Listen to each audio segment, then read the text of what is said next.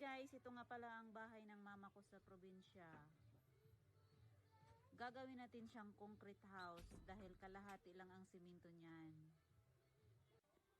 Papalitan na rin natin ang kanyang mga bintana at mga poste. At ito na nga't naumpisahan na natin. Day 1. Naka-order na nga tayo ng mga materialis at ayan na nga sila at gumagawa na. Pinagawaan na nga rin natin sila ng division sa mga kwarto-kwarto. At ito na nga't nagiba na at inumpisahan na nga nila lahat-lahat.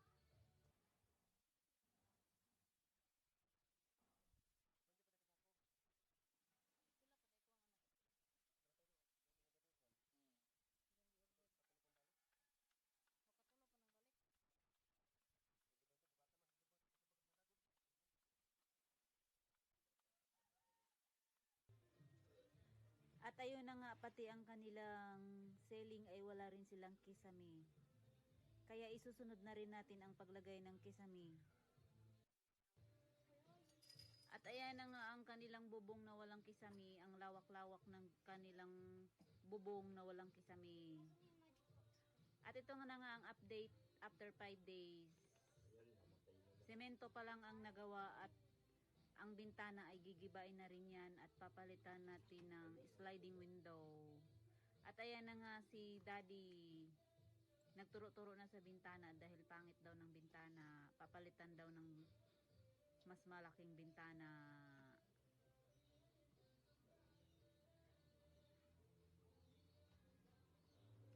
At ito na nga ang update ng second week. Hindi pa rin siya tapos guys. At ayan na nga ang mga division. Malapit nang matapos. Dalawang side na lang ang hindi pa tapos.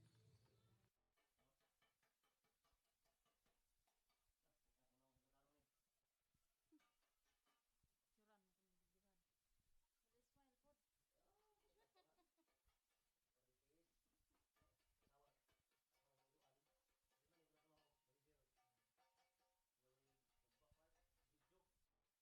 House update week 3. At ayan na nga at nasimento na nga natin ang harapan ng buo. At kailangan pang baklasin ang kanilang tambayan na may screen, hindi pa rin tapos. Ayan, tatanggalin ang screen.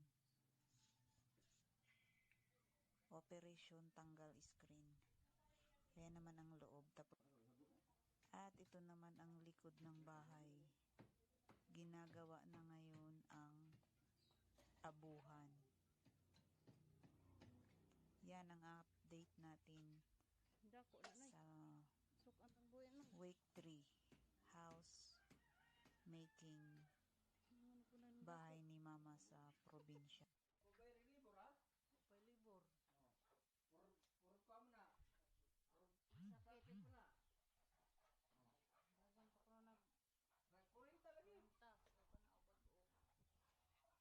Dagan pa ko na nagkurinta lagi. Kurinta.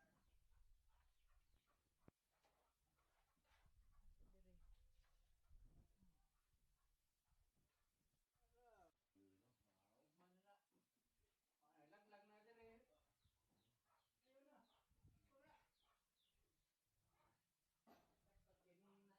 na. Ibutangan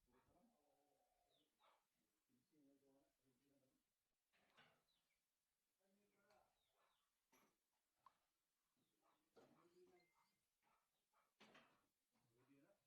Ay, laglag na dire. Ayun na.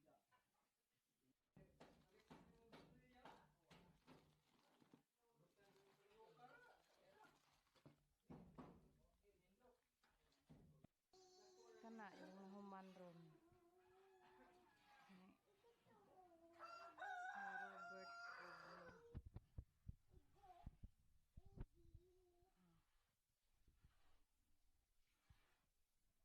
Ano ka binita yan? I don't know.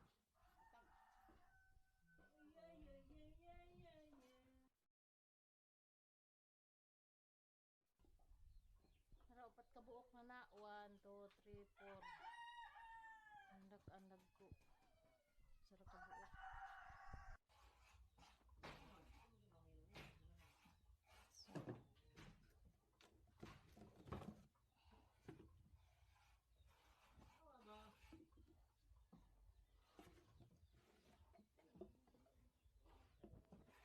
Nisikot.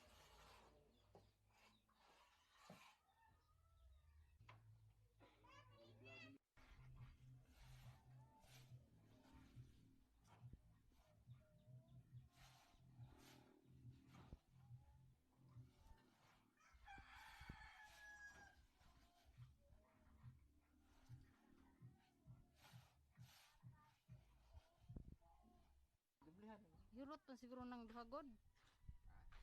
Yurot.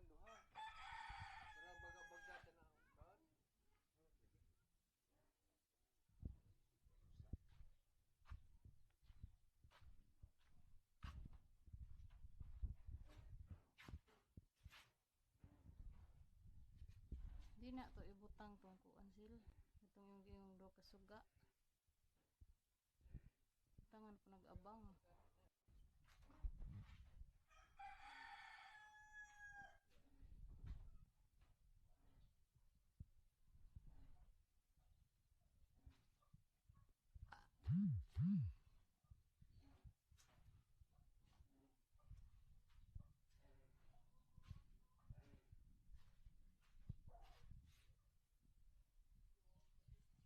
Mana?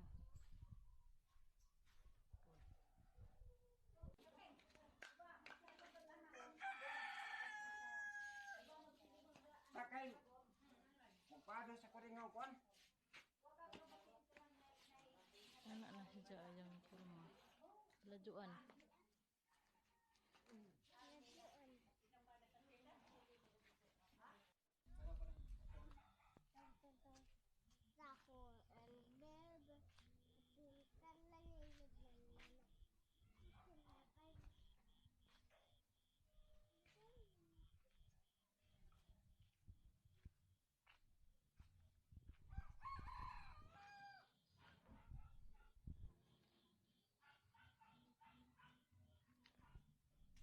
Naragkuan. Bintana mo na nay. Upak likod mo na siya sa likod. Wala na siya. Padong ilang si Manang.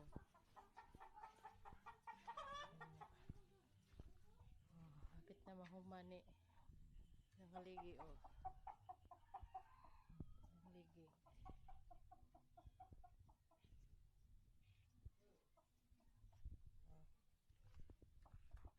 Oh. Nakabidyohan. So guys, nagpa-deliver na ako ng gamit sa bahay. Update. After 1 month, mama's house. So kana guys, that's a window. Front window. At yung isa naman ay sofa. Para sa tambayan nila.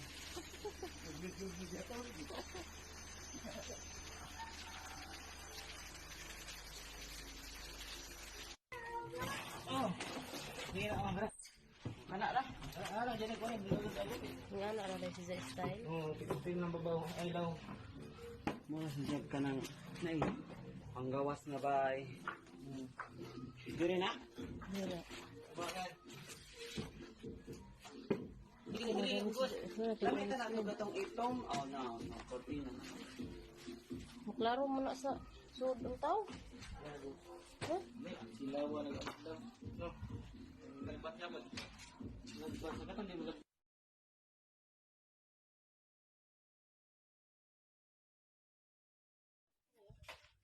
Hindi ka nagsabi na humana noon.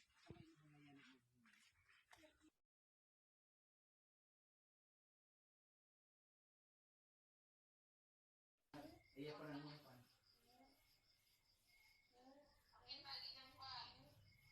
Ha? Ay ko, para makamali ko kamao.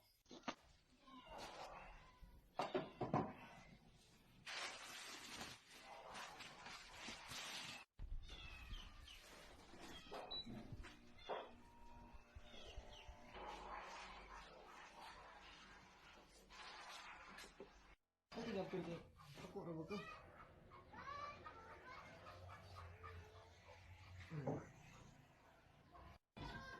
Okay na pa ba?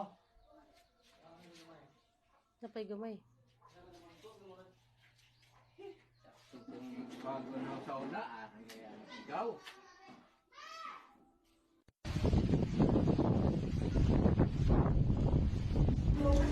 Ito na nga ang update ng bahay matapos ang 1 buwan at 2 linggo. Meron na nga tayong palighting at malapit nang matapos ang ating ceiling. First,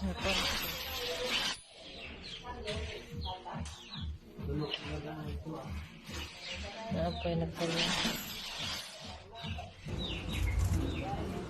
So ayun na nga at nalagyan na nga natin ng tiles ang mga kwarto. 3 bedrooms nga pala to guys. At ayun na nga ang ceiling, malapit na ring matapos. Meron na nga rin tayong lighting. Ayan, ang cute ng ating chandelier.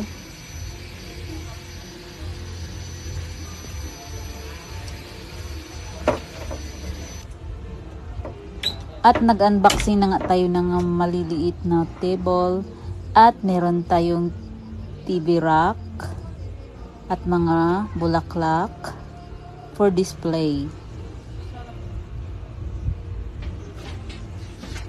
Ito na nga ang ating bintana sa mga gilid. Ginagawa na rin.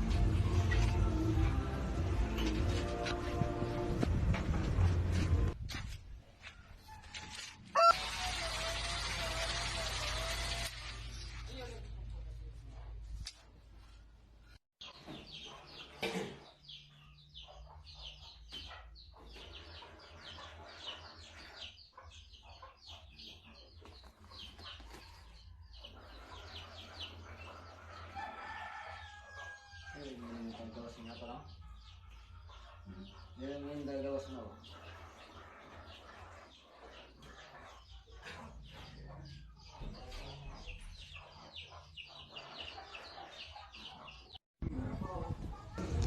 At ito na nga siya guys, ang ating look sa labas. Meron na siyang patio board at lighting.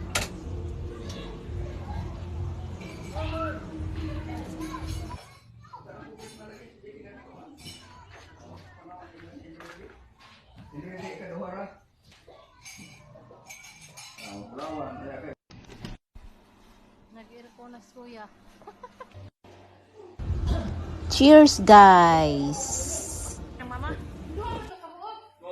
Oh, danag kulungo si dana kuno sample sa imong gibar. Gibar kuno ni sil, gibar. Mas mumar.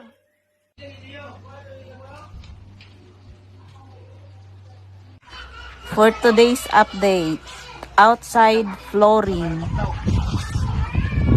at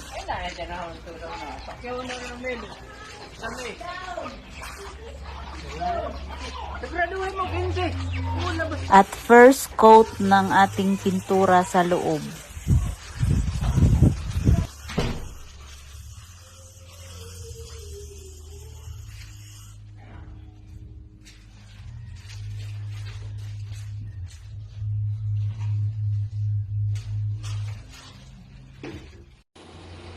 Guys, house update tayo. After 3 months, ito na ang itsura ng ating harapang bahay.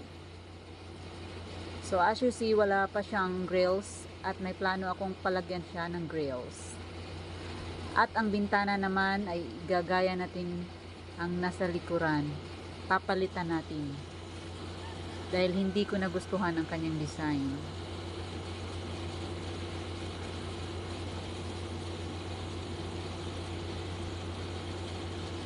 Ayan na nga, pinalitan na natin ang bintana.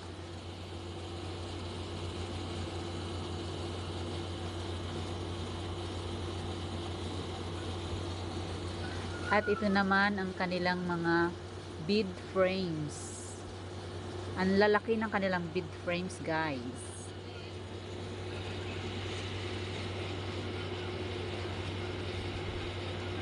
At nagpagawa na nga rin ako ng TV backdrop. Malapit na talagang matapos ang ating bahay. At may palighting nga rin ako. At pati sa ceiling na yan ay nagpaplano kong palagyan ko na rin ng lighting. Pupunuin na natin ng lighting, guys.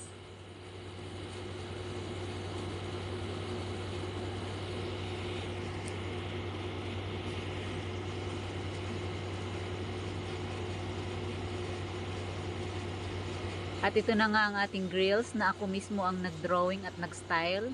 At tuwang-tuwa nga naman ako dahil kuhang-kuha nila ang gusto kong disenyo.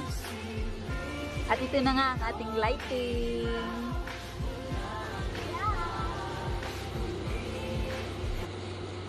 Sobrang ganda ng ating lighting.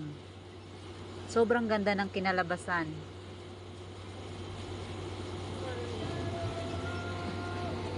At ito na nga ang final look ng bahay natin sa labas.